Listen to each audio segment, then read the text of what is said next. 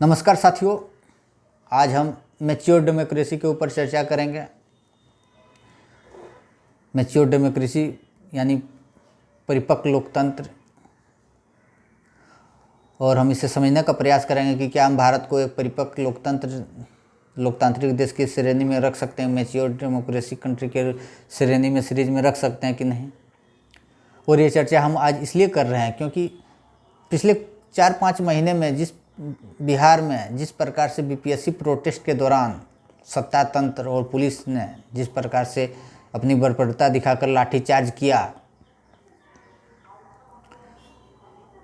और भारत के विभिन्न राज्यों में सत्ता तंत्र के ठेकेदार जो बैठे हैं पुलिस का सहारा लेकर जिस प्रकार से अपनी बर्बरता दिखाती है और लाठीचार्ज का प्रयोग करती है, बल प्रयोग करती है और जनता की आवाज़ को दबाने का काम करती है, तब से मुझे लगा कि मुझे इस पर एक अध्ययन करना चाहिए।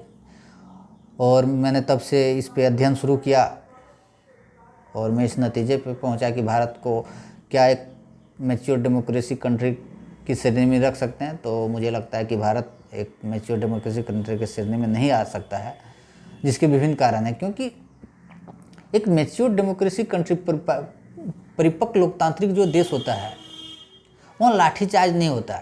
भारत दुनिया का सबसे बड़ा लोकतांत्रिक देश है और सबसे बड़े लोकतांत्रिक देश में लाठीचार्ज होना ये दुर्भाग्यपूर्ण है, और ये दर्शाता है कि भारत को परिपक्व लोकतंत्र की श्रेणी में हम नहीं रख सकते या रखना मुश्किल है।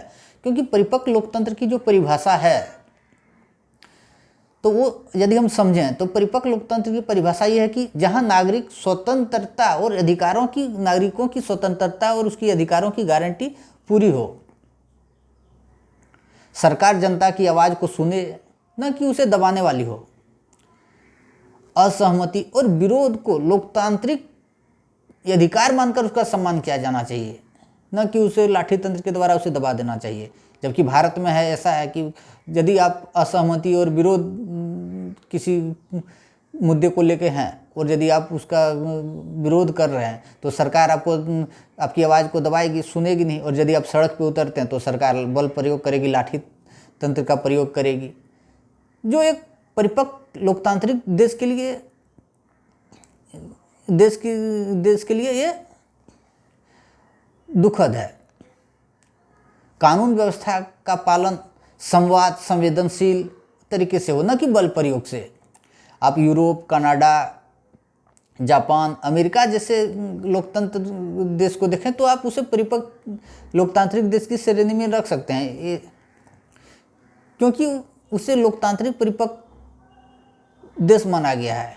और वहाँ इसलिए उसे माना गया क्योंकि वहाँ प्रदर्शन या आंदोलन को लोकतंत्र का हिस्सा माना जाता है। पुलिस वहाँ के नागरिकों की सुरक्षा करती है, न कि उसे डराती और पीटती है और उस पीटने का काम करती है। दुनिया का सबसे बड़ा लोकतंत्र को आप परिपक्व की श्रेणी में नहीं रख सकते। भारत दुनिया का सबसे बड़ा लोकतांत्रिक देश है और परिपक्व लोकतंत्र की श्रेणी में नहीं रखना ये दुर्भाग्यपूर्ण है। क्योंकि दुर्भाग्यपूर्ण इसलिए है और इसे लोकतंत्र की श्रेणी में नहीं रख सकते क्योंकि लाठीचार्ज और बल प्रयोग की जो परंपरा है यहाँ औपनिवेशिक काल से ही चली आ रही है, और अभी तक आज़ादी के बाद भी लाठी तंत्र और बल प्रयोग का जो परंपरा है वो खत्म नहीं हुई है। जब अंग्रेज ने भारतीय के मांगों को लेकर, अंग्रेज जब अपने आज़ादी के दौरान अपने मांग को लेकर, अपने हक, अपने अधिकार को लेकर सरकार से संवाद करना चाहती थी तो सरकार उसे नज़रअंदाज करती थी। अंग्रेज उसे नज़रअंदाज करके उनकी आवाज़ को दबाने के लिए, स्वतंत्रता की आवाज़ को दबाने के लिए लाठियाँ चलाती थी, गोलियों का इस्तेमाल करती थी। जैसे आप जालियांवाला बाग हत्याकांड जैसे कांड से तो आप परिचित हैं ही। और आज़ादी यानी स्वतंत्रता के बाद भी यह प्रवृत्ति जारी रहा, हमारे देश में खत्म नहीं हुआ। भारत में जब भी छात्र, किसान, मजदूर, कर्मचारी या आम जनता अपनी कोई भी मांगों को लेकर, अपने हक को लेकर सरकार से संवाद करना चाहती है, सरकार उसे नज़रअंदाज करती है। फिर जब वे सड़क पर उतरते हैं तो अक्सर पुलिस लाठीचार्ज करके, आंसू के गोले दागकर, वाटर कैनन का प्रयोग करके, और कभी कभी पुलिस गोली का भी प्रयोग करती है, गोली का भी सहारा ले लेती है, का प्रयोग करती है। पुलिस की बर्बरता, मानो किसी आतंकवाद को मार रहा हो, उनकी ये बर्बरता मुगलों के शासन में जो बर्बरता होती थी उससे भी अधिक भयावह होती है। हमारे देश की जो प्रशासनिक मानसिकता है, जैसे भारत में सत्ता तंत्र अब भी शासन प्रजा वाली सोच से ही काम करती है। लोक सेवक जन सेवक वाली तंत्र तो है ही नहीं, किसी में भी लोक सेवक की भावना, जन सेवक की भावना नहीं है। लोकतंत्र में संवाद की कमी है, परिपक्व लोकतंत्र में जहाँ संवाद भरपूर होना चाहिए, लेकिन हमारे यहाँ संवाद की कमी है। सरकार प्रदर्शनकारियों को से बात नहीं करती, समाधान नहीं खोजती, यहाँ तक तो वो लाठी तंत्र से आवाज़ को दबाना चाहती है।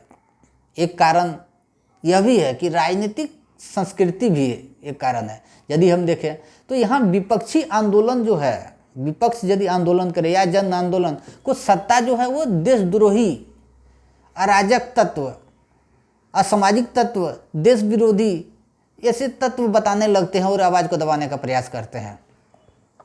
और सबसे दुखद हमारे देश की मीडिया है, जो देश का चौथा स्तंभ माना जाता है हमारे देश की मीडिया, लेकिन वही मीडिया जो है जनता की आवाज़ को दबाने का काम करती है। उनको वो मीडिया जो है कवरेज नहीं देती, उनका समर्थन नहीं करती।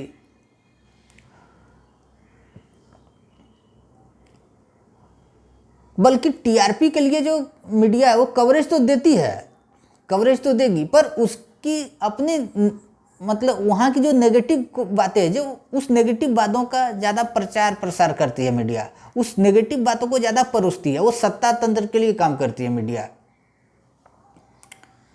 जनता के दिल में जहर घोलने का काम करती है। हमारे देश की मीडिया आप ऐसे समझें कि अपने हर कोई जनता, हर कोई मजदूर है, कोई कर्मचारी है, कोई किसान है, कोई छात्र है, सभी अपने अपने मांगों को लेकर समय समय पर विरोध प्रदर्शन करती है, सड़क पे उतरती है। लेकिन हमारे देश की मीडिया छात्र को ऐसे नैरेटिव सेट करेगा कि छात्र इस देश का सबसे बड़ा देशद्रोही है। यदि किसान आंदोलन उसी जगह पे यदि छात्र आंदोलन कर रहा होता तो किसान छात्र को देख के गुस्से में है कि क्या कर रहा है। यदि किसान आंदोलन हो रहा है तो जनता, छात्र परेशान है कि ये तो देशद्रोही है। मतलब इस प्रकार से नैरेटिव सेट किया जाता है कि मतलब जनता के दिल में यदि छात्र प्रोटेस्ट कर रहा है तो किसान आंदोलन प्रोटेस्ट कर रहा है, कोई कर्मचारी प्रोटेस्ट कर रहा है तो छात्र यदि प्रोटेस्ट कर रहा है तो किसान आंदोलन और कर्मचारी उसको देशद्रोह की भावना से देखेगा, नेगेटिव सोच की भावना से देखेगा। यदि किसान आंदोलन कर रहा है तो वही छात्र जो आंदोलन कर रहा होता है, वही कर्मचारी जो आंदोलन कर रहा होता है, वो किसानों को गलत नकारात्मक दृष्टि से देखेगा। और ये मतलब सब अपने अपने, और ये इसलिए होता है क्योंकि मीडिया जो है वो सही बातों को नहीं परोसती है जनता तक, वो नेगेटिव बातों को जनता तक परोसती है। टीआरपी के चक्कर में, सत्ता तंत्र के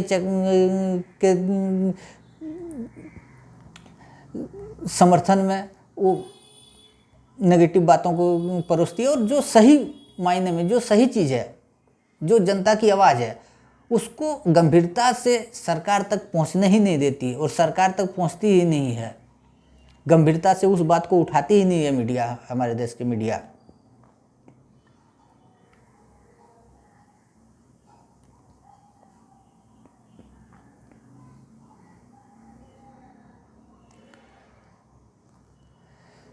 मित्रों,